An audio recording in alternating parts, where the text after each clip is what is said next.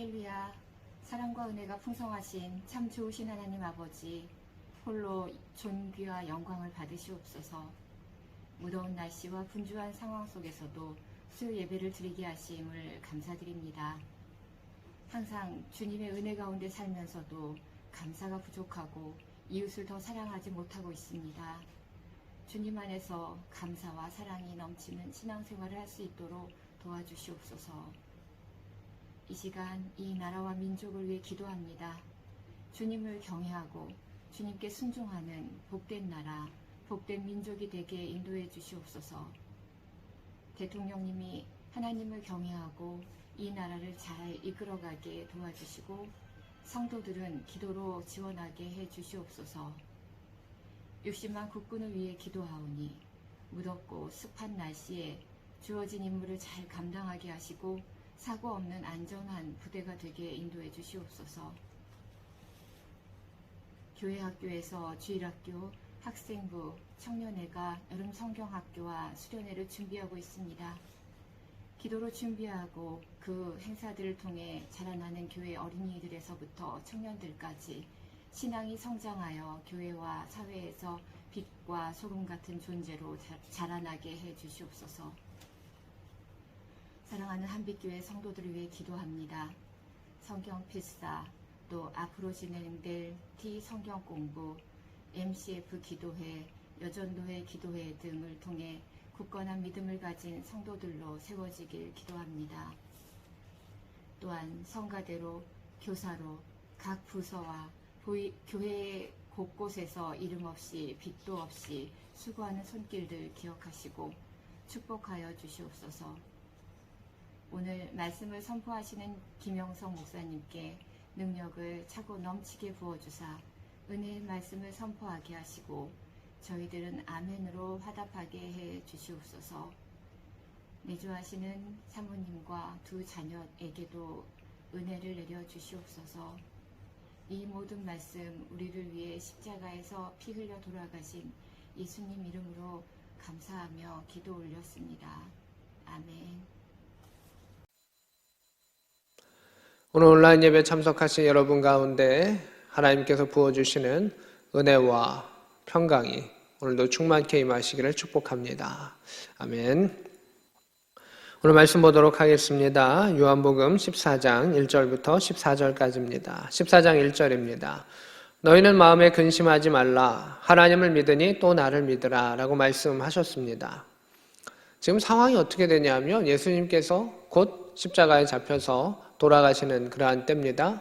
베드로에게도 너가 닭이 3번 울기 전에 나를 부인할 것이다 라고 이야기하시고 또 너희 중에 나를 팔 자가 있을 거다 라고 이야기하시는 상황. 제자들은 마음이 심히 불편한 상황입니다. 그래서 제자들의 마음이 이게 무슨 일이야 혼란스러웠던 그때에 예수님이 이 말씀을 하시는 겁니다. 너희는 마음에 근심하지 말라. 내가 잠시 너희를 떠난다 라고 할지라도 또 십자가의 그러한 참혹한 일이 보여진다 할지라도 지금 너희가 이해할 수 없는 그 일들이 벌어진다 할지라도 마음에 근심하지 말라.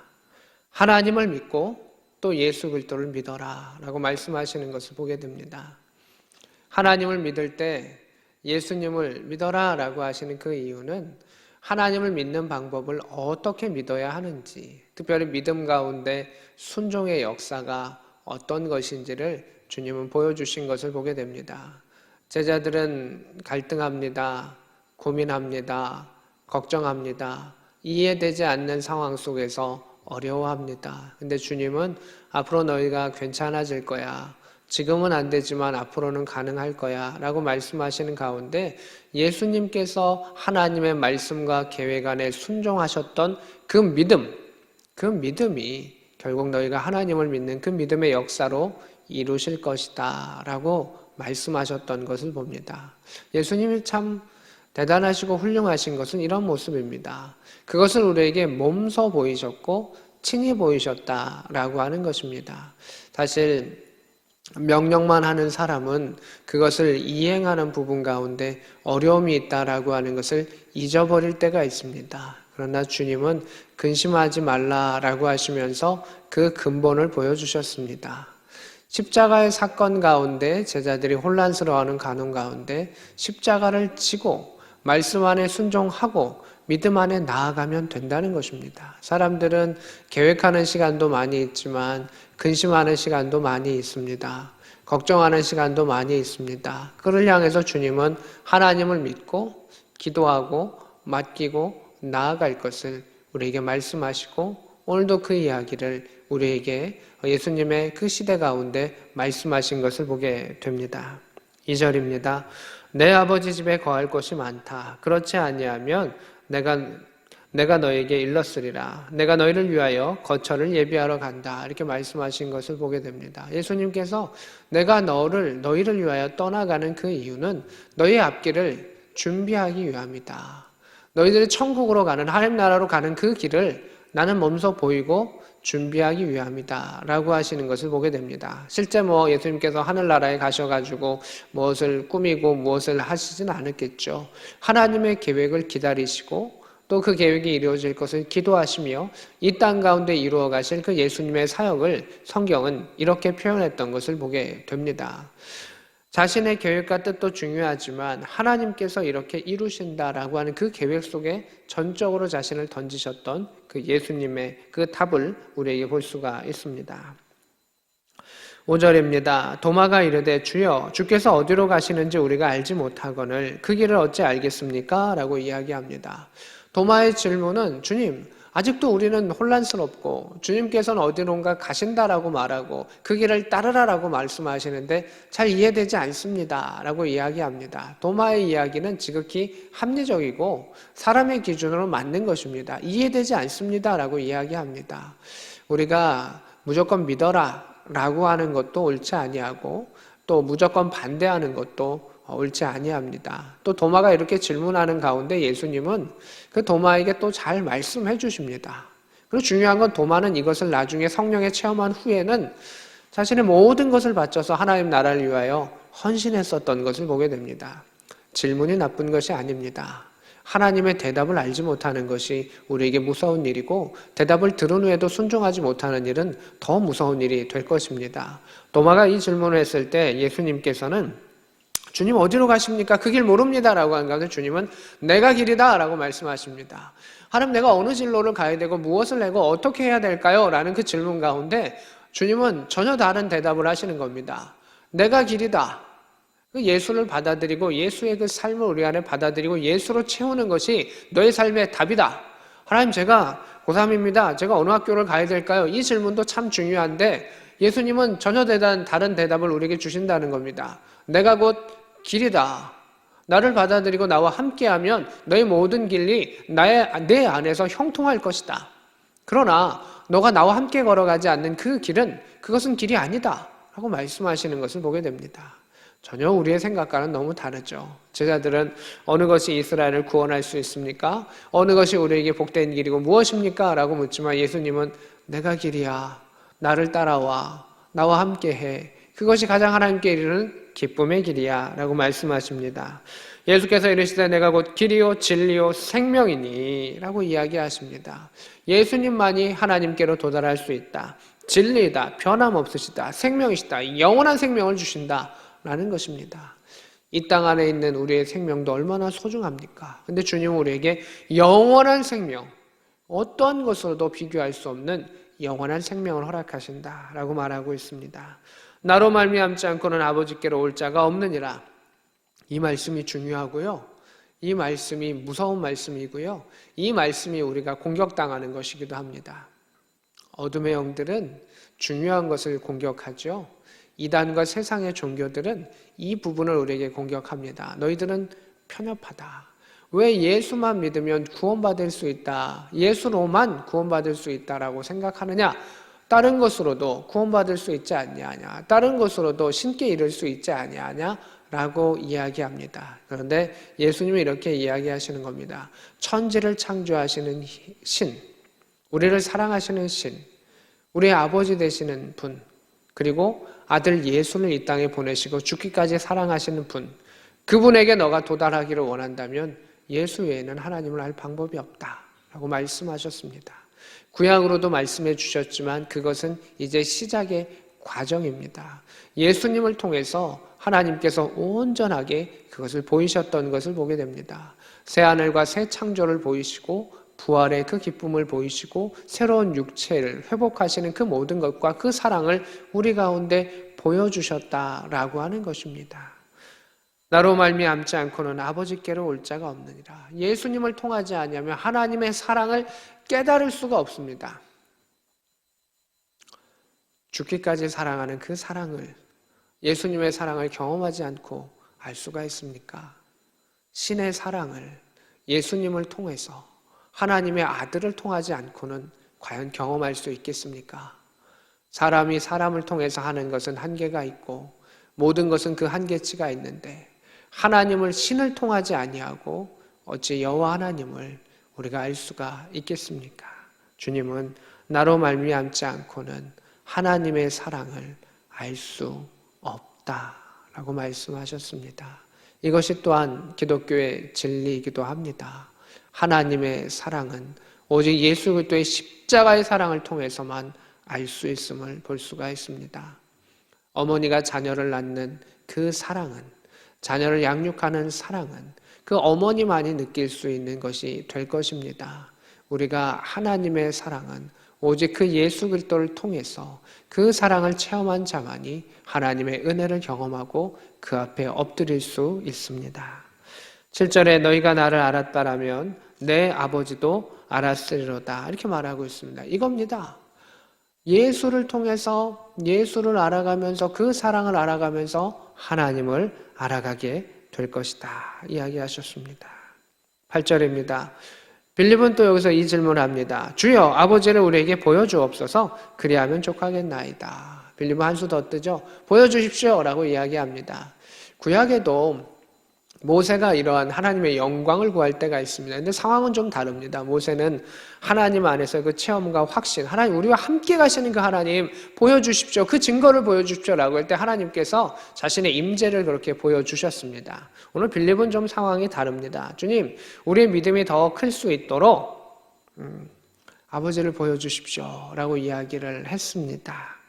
그때 예수님께서 이야기하십니다. 9절에 나를 본 자는 아버지를 보았거늘 어찌하여 아버지를 보이라 하느냐 이렇게 말합니다. 사람들은 보여주십시오.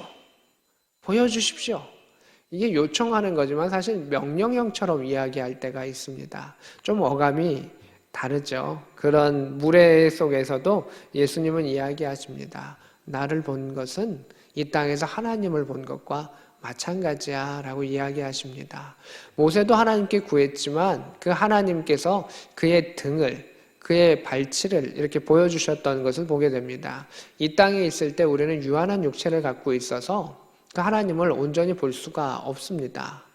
이 땅 가운데 우리는 태양의 빛조차도 그냥 생눈으로는 온전히 볼 수가 없죠. 뭔가 필터가 필요하듯이 예수의 보혈 속에 예수님을 통하여만이 우리가 하나님의 흔적을 볼 수가 있고 저 하늘에 가서 영원한 육체를 입은 후에야 하나님을 대면하고 그 앞에 고개 숙이며 영광의 예배를 돌려드릴 수 있다라고 하는 것을 보게 됩니다. 그래서 유한한 우리에게 맞춤형으로 예수님께서 오셔서 아버지를 보여주신 것을 보게 됩니다.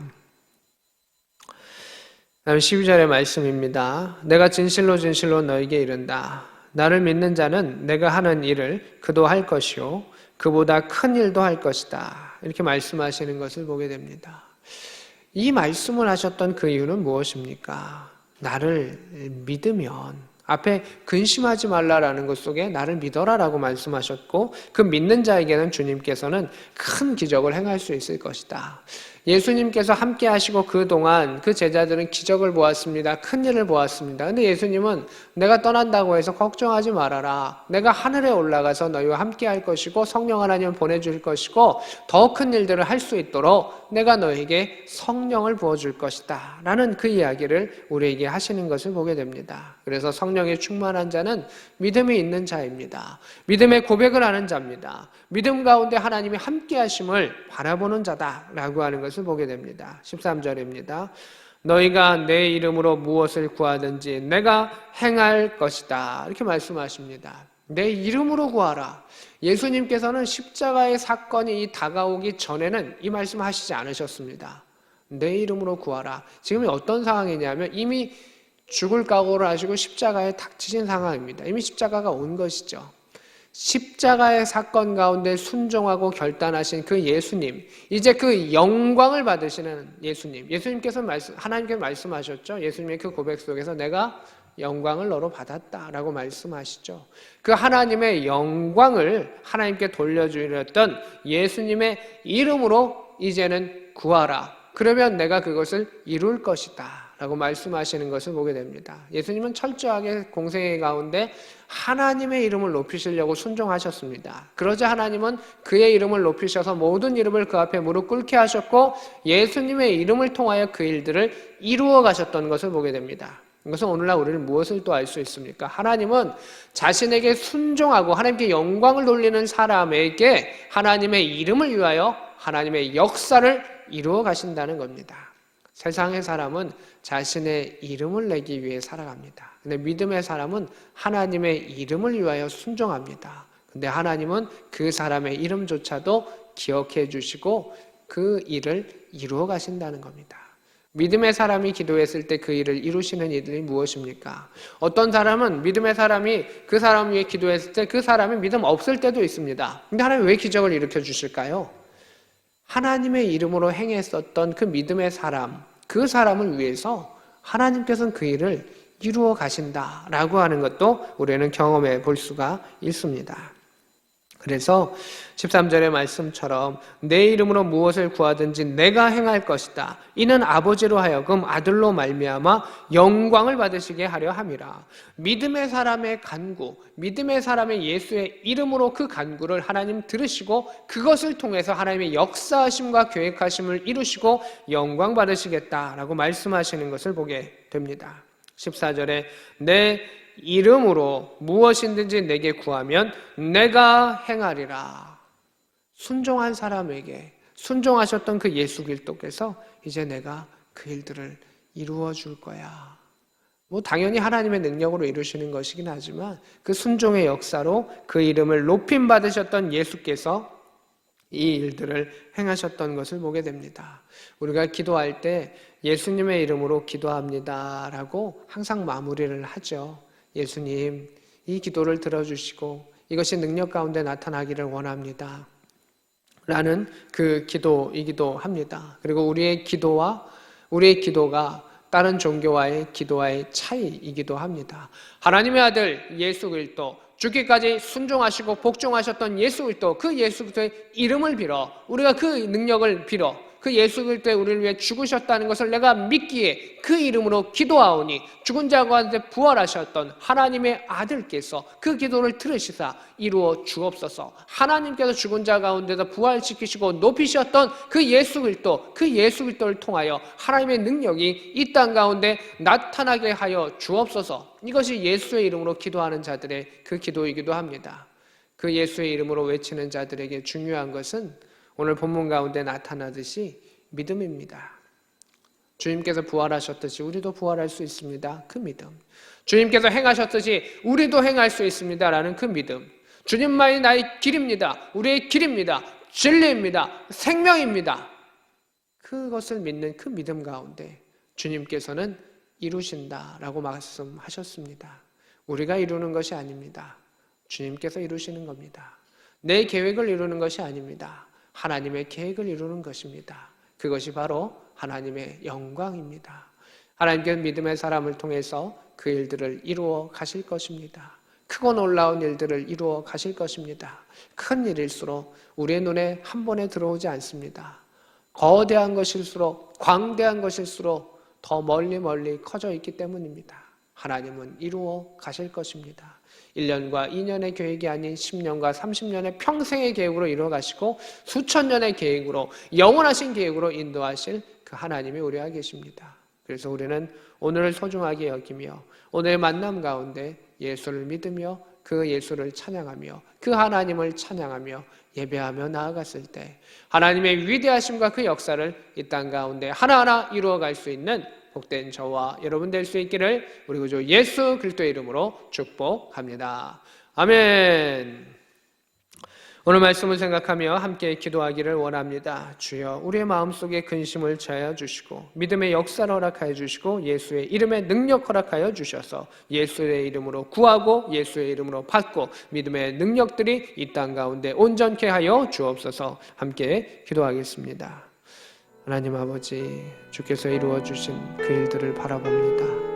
그것을 보게 하시고 그것을 체험케 하시고 능력으로 경험할 수 있는 그 일들이 일어나게 하여 주시옵소서. 치유의 능력이 일어나게 하소서. 회복의 능력이 일어나게 하소서. 말씀의 능력이 일어나게 하시고 거룩함의 능력들이 하나님을 통하여 나타나게 하여 주시옵소서. 주여, 주의 이름이 나타나게 하시고 주의 이름 가운데 순종하게 하시고 주의 이름으로 일어서는 모든 믿음의 백성들 가운데 하나님께서 왕 되심의 그 역사가 이루어지게 하시고 가정 가운데, 부대 가운데, 일터 가운데, 우리의 삶 가운데 주께서 왕 되심의 일들이 있게 하시고 예수를 통하여 하나님을 바라보게 하시고 예배를 통하여 하나님 앞에 엎드리게 하여 주셔서 하나님 기뻐하시는 일들을 행할 수 있는 믿음의 백성 되게 하시고 믿음의 능력자들 되게 하여 주시고 믿음의 참된 권세자들이 될 수 있도록 주여 역사하여 주시고 인도하여 주시옵소서. 치유의 능력이 하나님을 통하여 나타나게 하시고 말씀의 권세가 하나님을 통하여 나타나게 하여 주옵소서.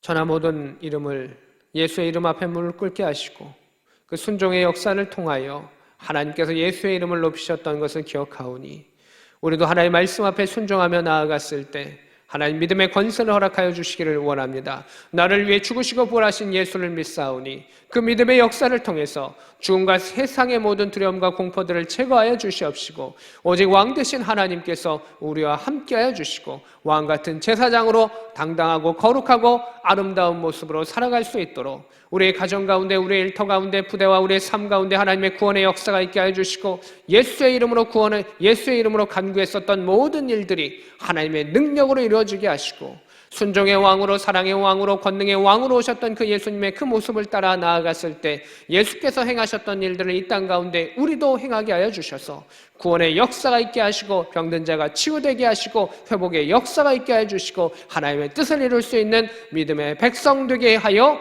주옵소서.